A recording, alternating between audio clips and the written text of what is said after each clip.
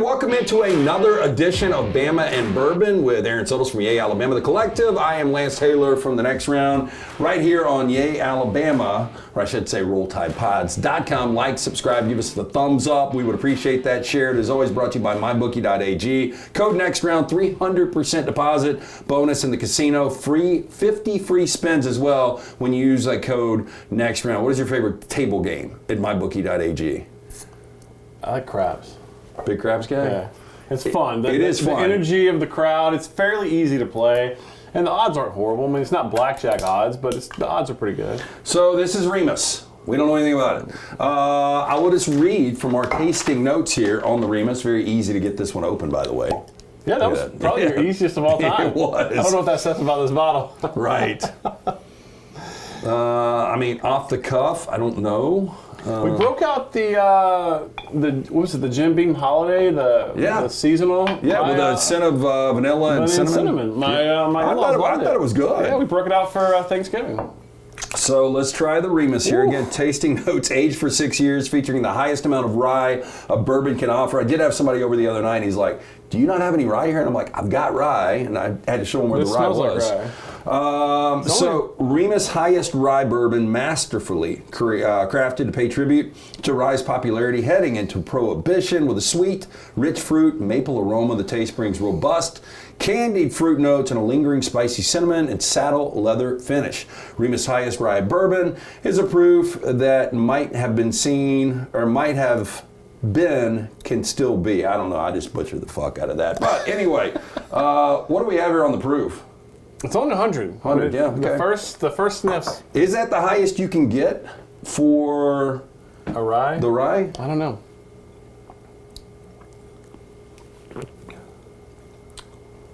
Let me think about that. 51% corn, 39% rye, and 10% malt. I'm getting a little of the 10% malt. It says the finish, spicy cinnamon, slight nutmeg, which I'm not getting. The rich saddle leather lingering finish. I don't know. Saddle leather lingering finish. The chest, it's starting to expand a little bit. Yeah. You know, rice has always got a little spice, I think, which I started to like rice. It's definitely got a lot of spice. And this will warm you up. It's expanding in the chest. It's good weather out there for the warm-up. Okay, so we got to get into this. Yeah. Bama and Bourbon brought to you by The Collective, by MyBookie.ag, Beverage Place, Pink Package. We'll get to all that in a minute. We'll get to the Iron Bowl. But as we record this on Tuesday, we're getting ready for the college football rankings to come out at 6 o'clock tonight. So we've got hours before this happens. Where do they put Miami? Miami blows a 21-point lead on the road. Look, Syracuse, good team, 9-3. Syracuse is. I like their coach, by the way. I do too, Fran Brown. Yeah, he's going to be good. I don't know how long he's going to stay there because I don't know what the upside to the Syracuse job is. But they blow that lead. Yeah. They should have lost to Virginia Tech. Yep. They should have lost to Cal. Miami's a good team. Cam Ward makes them good. Without Cam Ward, they're a very average team. Yep. I don't think anybody outside of Miami fans wants to see them in this college football playoff because I'm one of those. I like to see the best teams. Yeah. I like to see some Cinderellas, which we're going to get in there with Arizona State or Iowa State. We're going to get in there with the Boise or UNLV. Maybe even SMU. Indiana, yeah. Not a Cinderella, but like no, it is. Well this year, but the name doesn't have the same. And that's what I was going to get to. Brand names do mean something when you've got all these non-brands. And now it's going to come down to, let's say that SMU, as a favorite, wins the game. Yeah. Then it comes down to Alabama, South Carolina, Ole Miss, and Miami. Yeah. I think Miami with 2 losses in the ACC, you got to push them to the side. And I don't know what they did. Do you know, did they schedule difficult out of conference? So they've only got, Florida. I mean, I guess they didn't know Florida was going to be bad. And look, and that might be when you But look that's a game they didn't have to play. So I'm going to give you credit for that. If you went out and played a Power 5 team out of conference. On the road, and they whipped their ass. Yeah. So, and look, Florida was a different team in September than Florida is now. I think it'd be a little bit different. Yeah. But still, 2-loss ACC with the games they had to hold on to any of these 3 losses. So I think Miami's out. Then I think it comes down to Alabama, Ole Miss, South Carolina. South Carolina lost to both Alabama and Ole Miss. Now, they're hanging on to the fact they've won 6 in a row. They've won 6 in a row, and they are probably playing better than either team right now. But if head-to-head means as much as they say so, I think South Carolina is the easy out. Then I think it comes down to Alabama and Ole Miss. Alabama has more top 25 wins. The strength of schedule, I forgot who that benefits. I think it benefits Alabama. Yeah. So, and based on these Vegas odds that I'm seeing right now, it is astronomical that Ole Miss or Miami gets into this college football playoff. So I think the problem for Alabama, the only problem could be, and we'll see tonight, like if Miami's in front of Alabama, then there's a problem. Yeah. It's a foregone conclusion at that point. Right, because I don't know how you would drop or move either one of those around if they're not playing next weekend. Yeah, so that's going to be really important. If Alabama's in front of Miami, the only way they don't get to a college football playoff, in my opinion, and let me know if you agree, is if Clemson beats SMU. And then the argument becomes, do you have a 2-loss SMU and a 3-loss Bama, where we were told that SEC would be protected if they lost the SEC championship Georgia game. should be in. Yeah, Georgia should be in. I don't care if they lose to Texas or not. Yeah, I agree. I guess depending on style, if they get blown out. Well, we had an interesting hypothetical from our man Greg in Pell City. He said if Carson Beck was to get hurt in the first quarter and they lost 35-7 and he was ruled out for the rest of the season, that's something that is insanely improbable, God forbid. But if that happened, I think you're out at that point. But anything playing out, Texas wins the game by 14-21. I think Georgia's still in. What do you do, though, if SMU loses a classic to Clemson? Would you go SMU or one of these 3 losses? And I know you got skin in the game. Yeah. We got skin in the game. Look, our company, I mean, we're based out of, we try to be very Here's objective. where I come down on it. I don't think any team, if you're battling for that 12 spot, has a legitimate concern if you get left out. None of them. I don't want to hear any crying from anyone. Yeah, I mean, especially the SEC, you lost 3 games. I don't want to hear. So if Alabama gets left out, you won't hear a peep from me. But if Alabama gets in over these other teams, you're not going to hear. I don't want to hear a peep from anybody else. And it's already started. It's already started. The anti-Alabama don't want them in. But look, it's at the end of the day, and people aren't going to want to hear this, but it's absolutely the truth. College football has sold its soul to the television partners. This is a television product.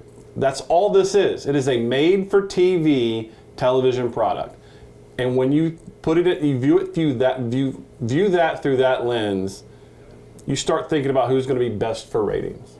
Well, and I don't want to be like, but that's what it is. Otherwise, it's not the NFL, because the NFL has a very clear. You have to earn your way in. You have to win your way in. It's not. It's an invitational. Well, potential landing spots for whoever this team is could be in South Bend, could be in State College against brands like Notre Dame and Penn State. And the fact of the matter is South Carolina at Notre Dame going to be the same as Alabama at Notre Dame? Is Ole Miss at Penn State going to be the same as Alabama at Penn State? It's not. There is something to a brand, and I think in the past you had Nick Saban, you had like teams that maybe slipped in, but then they were able to make noise and have the ability to win a national championship. Miami gets in this thing, they have no shot. SMU loses to Clemson, they get in, they've got no shot to win this. Alabama has a legitimate shot. I know it sounds crazy with as inconsistent as they have been, but everybody has shown they've got flaws. I mean, and we talk about it seemingly every week on this show. Alabama could beat any team in the playoff. Yeah. It could also lose to any team in the playoff. That's just the maddening roller coaster season that this has been for Alabama. But look, they are capable of playing good football. Now, we haven't seen it on the road, and that's where a potential matchup would be. Well, and that can be another factor. So you think about Alabama 1-3 on the road. And the LSU performance was incredible. And look, so goes Jalen, so goes how Alabama plays on the road, especially. And we'll get to the Iron Bowl here in a little bit on Bama and Bourbon, brought to you by mybookie.ag. Code next round, 300% deposit bonus in the casino, plus 50 free spins. So I lost my train of thought there. What was I saying? Alabama on the road was 1-3. Oh, yeah, 1-3. So they're 1 loss, LSU. Great, Jalen. Or one win. 1 win, yeah. The 3 losses, Oklahoma, awful. Yeah, Tennessee, very competitive game. Tough place to play. And then your other loss was Vanderbilt. It's a bad loss.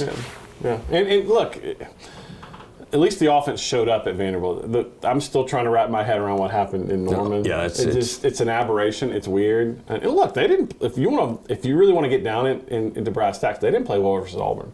Defense did. But 4 turnovers? 4 turnovers. Like, if we would have talked about this last week, that Alabama had 4 turnovers, and specifically Jalen had 3 himself, there's a good chance Alabama doesn't win this game. Yeah, but my point being, 4 turnovers and was never at any point in that game a threat to lose it. Yeah. So that the defense really stepped up. And that's why I'm saying there are more than one ways Alabama can win a football game if you start looking at how they would do in a potential playoff appearance. But It's all going to come down to Jalen. I mean, everyone knows that, and I think that's what's so mad. And I think for LSU fans is that they couldn't stop it. They knew what was coming. They couldn't stop it. I mean, Auburn, all that trash that Auburn talked. And the one guy which was absolutely can't let you run on you is Jalen Milroe. It was 100% coordinated because it was all freshmen that were talking. It was all about recruiting, and it blew up in their face. Yeah, I mean, you got to be able to back that up a little bit. Jalen Milroe, I just don't know what you're going to get week in, week out. And that Jalen Milroe without turnovers is good enough to win a lot of games. Yeah, and I also want to give Jalen credit. He threw a perfect touchdown pass to Ryan Williams. Got to catch that. And Ryan is a freshman, but seems to have hit a little bit of a wall. He does lead the SEC in drops right now. Had a fumble. I mean, like behind the scenes, he seems like such a confident kid. He is. I think it's just part of playing this level in college football. I mean, people are now game planning how they're going to take him away. I thought Jeremy Bernard played well. I was about to ask you who. And the tight ends played phenomenal. I loved Sheridan's plan to use the tight ends. I do too. Tight end by committee, which is really cool, but. Like, do you trust Jeremy Bernard? I mean, Jeremy Bernard is such a solid, steady guy, a steady number 2. It's a perfect number 2. Do you trust him a little bit more right now than you do Ryan Williams? I think that's a question for Jalen. I mean, I think Jalen has done enough. I mean, if you've got a 4th and 3 and you've got to convert it, who are you going to? Whoever can get open. I get that. I'm going Ryan Williams. Yeah, okay, but if both are open.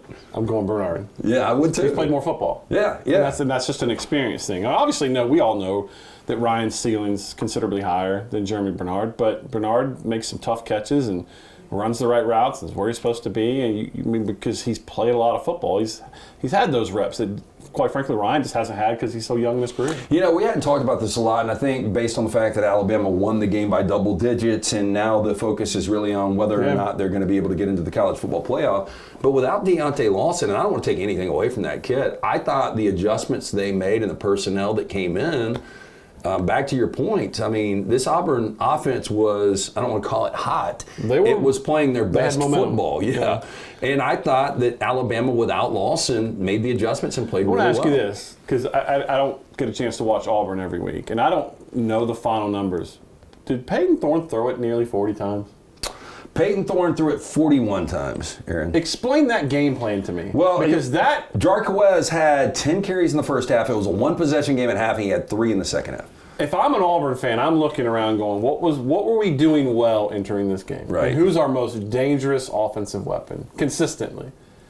And it's Hunter. And I thought it was a curious game plan, to say the least. It was. Alabama gets out of there with the win. 5 straight Iron Bowl wins now for Alabama. They were great on third downs, 12 of 18. Yeah. And now they wait to see what the committee's going to do here. Bama and Bourbon, brought to you by our friends at mybookie.ag. Again, code next round, 300% deposit bonus in the casino plus 50 free spins. Also, Beverage Place Pink Package located across from the Target next to Arby's on Highway 280. One-stop shop for liquor, beer, seltzers, wines, sodas, mixers, cigars, ice, even fresh lemons and limes. They open early, close late. Get in. Go see Chan, JJ, all the fine folks there. We appreciate them dropping off the Remus, which they say is king of the bootlegger. All right, it's from Lawrenceburg, Indiana. That's interesting. You remember back in the day, and I'm sure we've talked about this before, where it was always just, you could only get bourbon from Kentucky. Yep. But Kentucky, I told you, man, I went out for a wild night in Louisville, and I woke up in Indiana and didn't realize Indiana's right across the river from Louisville. It is.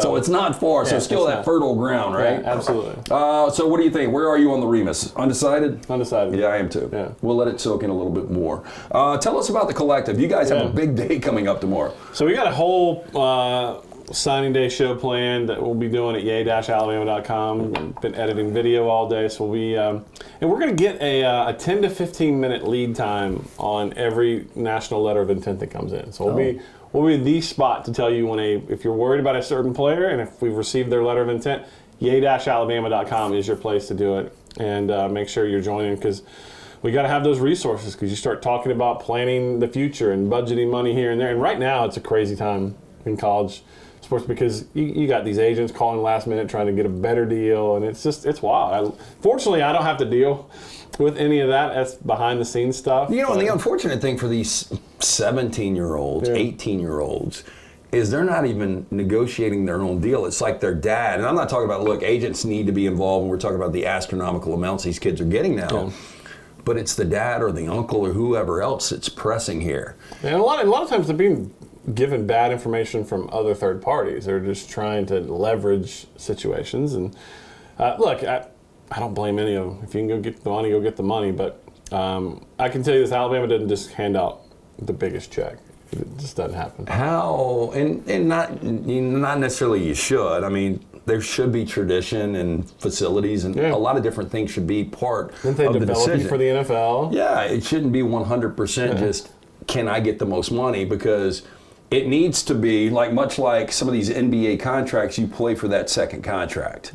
You know, and in the NFL, a lot of guys play for that second contract. Baseball guys want to get arbitration. I mean, these guys have got to realize that whatever, and that's what's unfortunate, because I do think the dads and the moms and the family, they want the money now. Yeah. These kids, you give them $1,000, man, they're good to go for a semester, you know? Well, and the biggest recruiting feather in our cap that we have happens every Sunday afternoon, Sunday night, Monday evening.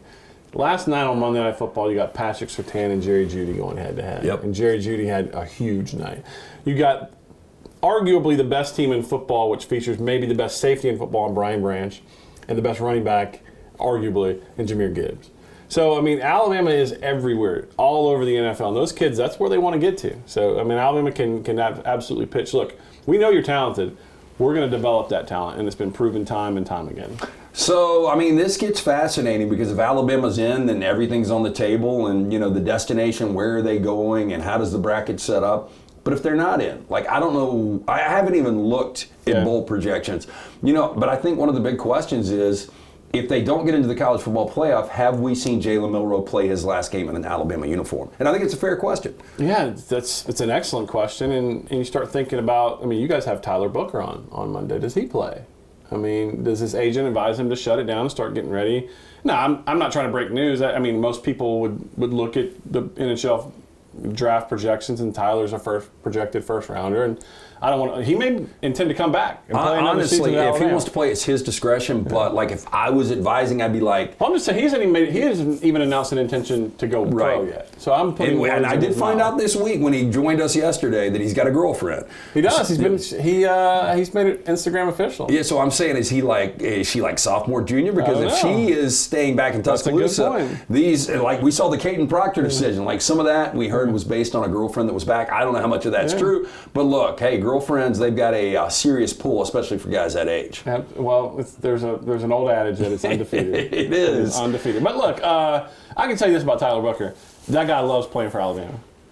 Could have gone anywhere in the country after Coach Saban left, and was one of the first ones to stand up and say, this place, playing here, being a captain here means something to me. So he will always be one of my favorites for that, for what he did in a moment of uncertainty. But you got to assume he's going to go pro, and then you just got to decide if they don't make the playoff, are you going to risk it and play in a bowl game? I mean, Alabama really hadn't been in this position a whole lot. No, and that's what's so fascinating about it, and it's what makes, for a lot of people, the 12-team playoff a lot of fun, is Bama could be going to, I don't know, Orlando to play in one of those bowl games. Just Illinois or Iowa. Yeah, or they could be going to South Bend in one of the most watched college football games of all time. Yeah.